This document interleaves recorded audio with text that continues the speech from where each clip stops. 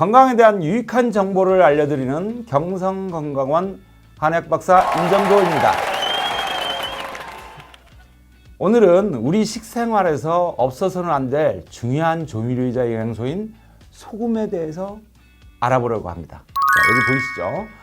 특히 어떤 소금이 건강에 해로운지에 초점을 맞춰 소금의 종류, 건강에 미치는 영향, 그리고 건강한 소금 섭취 방법까지 자세히 알아보도록 하겠습니다. 먼저 소금의 종류를 한번 알아볼까요? 오늘도 제작진에서 다양한 소금을 이렇게 준비를 해줬어요. 자, 소금의 종류를 한번 알아봅시다. 여기 가공소금도 있고 천일염도 있고 가공된 소금도 있습니다. 첫 번째로 가장 흔한 정제염입니다. 가장 일반적인 소금이죠. 마트에 가면 항상 눈에 첫 번째로 뜨이는 거죠. 이 정제염은 말 그대로 염화나트륨, 그 화학기호로는 NaCl, 이 염화나트륨이 99%입니다. 불순물을 제거해서 깨끗하고 맛이 일정하다는 장점이 있지만 미네랄 함량이 낮습니다. 두 번째로 바로 천일염입니다. 여기 천일염이 있는데요. 바닷물을 자연 증발시켜서 만든 소금입니다. 정제염에 비해서 미네랄 함량이 높고 덜 짜고 부드러운 맛이 특징이죠. 하지만 불순물이 많이 포함될 수 있고 가격이 비싼 편입니다. 자, 세 번째로는 많이들 아시는 그 죽염입니다. 요즘은 죽염이 제품대로 많이 나오기 때문에 그냥 한 부류로 얘기를 하는데, 이 죽염은 천일염을 대나무통에다 넣고 고온으로 수차례 구워서 붉은색을 띠고 있습니다. 미네랄 함량이 굉장히 높고 항산화 효과가 있다고 알려져 있죠. 그러다 보니까 여러 가지 제품들이 나와 있는데 일명 명가에서 만들었다, 아니면 유명 사찰에서 만들었다, 이런 제품도 있는데요. 그런 제품들의 후기를 보면 대부분 난치병을 고쳤다, 질병을 고쳤다라는 사례들이 굉장히 많습니다. 그러나 여러분들 유의하셔야 돼요. 자, 죽염은 약품이 아니라 식품이라는 겁니다. 죽염제조사도 태움 및 용융에 의한 가공염으로 표기를 해놨어요. 약이 아니라는 거죠. 식품입니다. 하지만 유통업자나 이걸 만드는 제조사의 입장에서는 만병통치약처럼 과장하고 그 다음에 부풀려서 그런 유혹들을 떨치지 못하는 게 현실입니다. 죽염을 많이 먹어서 우리 몸이 좋아진다는 과학적 증거는 굉장히 부족하다는 게 정설로 알려져 있습니다. 네 번째는 꽃소금입니다. 꽃소금. 마트에 가면 같은 이름의 제품들이 있는데 그거하고 혼동하시면 안 되고요. 천일염 중에서 가장 순수한 부분을 딴 소금입니다. 깨끗하고 부드러운 맛이 특징이지만 가격이 매우 비쌉니다. 천일염은 체염 과정에서 결정 사이사이에 미세한 뻘이 들어가 있어요. 펄이라고도 하죠. 이 뻘을 제거하고 훨씬 순도 높은 천일염만을 채취하는 것이 바로 꽃소금이죠. 결정 모습을 자세히 들여다보면 마치 눈꽃 모양과 같아 꽃소금이라는 이름을 붙이게 되는 것이죠.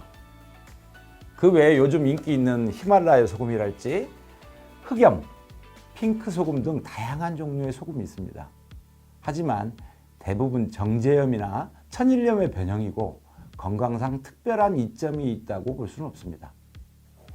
소금 정리는 여기까지 하고요. 소금이 우리 건강에 어떤 영향을 미칠까요? 크게 두 가지 하면 이득이 되느냐, 아니면 부정적으로 해가 되느냐, 이게 두 가지로 볼 수 있는데, 긍정적인 영향은 체내 수분 균형을 유지한다는 거죠. 그 수분은 우리 몸에 굉장히 중요한데 그 균형을 유지한다는 것입니다. 신경 전달 물질 기능 유지, 근육 수축 및 이완에 관여하고 혈압 조절, 소화 기능 촉진 등으로 절대 우리 몸에 없어서는 안 되는 그런 게 바로 소금이죠. 반대로 부정적인 영향도 있습니다. 소금을 과다하게 많이 섭취하게 되면 고혈압, 심장질환, 뇌졸중, 신장 질환 등의 위험이 증가하고 위암 발생이 증가하고 칼슘이 몸에서 빠져나가면서 골밀도가 감소하는 아주 위험한 부작용을 일으킬 수가 있습니다. 예, 그 소금이 아까 말했듯이 가장 중요한 게 뭐였었어요? 체내의 수분의 균형을 유지하는 거예요. 보통 몸에 수분을 빼면은 뭐 체중이 줄긴 줄겠지만 다시 씁니다. 그건.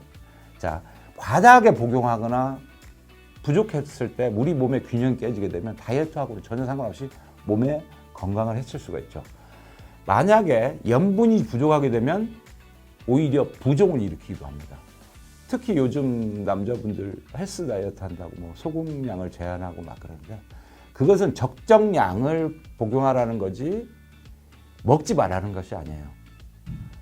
그 다이어트나 근육 만든 모든 것에 가장 중요한 것은 몸의 균형을 유지하는 중간자적인 균형을 맞추고 불필요한 걸 빼내는 게 중요하죠. 그래서 소금과 다이어트는 의학적으로 봤을 때는 약간의 영향을 줄 수 있으되 절대적인 건 아니다. 이렇게 답을 해드리고 싶습니다. 그럼 소금은 어떻게 먹어야 건강에 좋을까요? 자, 세계보건기구에서 이렇게 얘기합니다. 하루 섭취 권장량은 소금은 5g, 5g이면 티스푼 하나 정도가 될 거예요. 그래서 여러분들이 먹는 뭐 밥, 반찬 이외에도 가공식품의 섭취를 할 때는 염분 함량을 반드시 확인해서 하루 5g 이상을 넘지 않도록 하는 게 좋습니다. 우리 한국 사람들이 특히 짜고 매운 강렬한 음식을 좋아하는데 주의하셔야 될 거예요. 소금이 굉장히 많이 포함되어 있습니다. 그래서 이 조리할 때 소금 대신에 물론 소금을 대신할 수 있는 건 없습니다. 대신 소금을 대체하여 허브나 향신료, 레몬즙 같은 것을 포함시켜서 맛을 좀 가미한다면 그런 어떤 조리법들 이런 것들을 좀 더 권해드리고 싶습니다. 그래서 소금량을 좀 줄이는 게 중요하죠. 평소 소금 섭취량을 줄이는 노력을 하시는 게 좋습니다. 자, 운동을 하거나 그 더운 날 여러분들 어떻습니까? 땀을 많이 흘려요. 땀을 많이 흘리면은 땀만 배출되는 게 아니고 염분도 배출됩니다. 우리가 땀 나는 걸 이렇게 딱 찍어 먹으면은 짭짤하죠. 그리고 운동을 하고 난 사람들 옷을 보면 하얗게 뭐가 이렇게 붙어 있는 게 있어요. 그게 소금입니다. 아까 말씀드렸듯이 몸의 균형을 유지하는 가장 중요한 수분 대사에 관여하는 게 소금인데 소금이 과다하게 배출됐을 때 수분 조절에 문제가 생기고 그걸로 인해서 체온이 급격히 상승할 수가 있어요. 그래서 수분의 손실이 많아지는 여름철에는 적당량의 소금을 추가로 섭취하는 것을 권장해 드립니다. 마지막으로 여러분한테 권해주고 싶지 않은 소금이 있습니다. 그건 바로 요 가공소금입니다. 천일염 또는 정제염에 향미 증진제 같은 식품 첨가물을 넣어 만든 것으로 맛소금, 허브맛 솔트 등이 대표적입니다. 또한 맛소금 역시 조미료로 천일염의 감칠맛을 내는 MSG, 핵산 성분의 향미 증진제를 약 10% 이상 섞어 만든 가공소금입니다.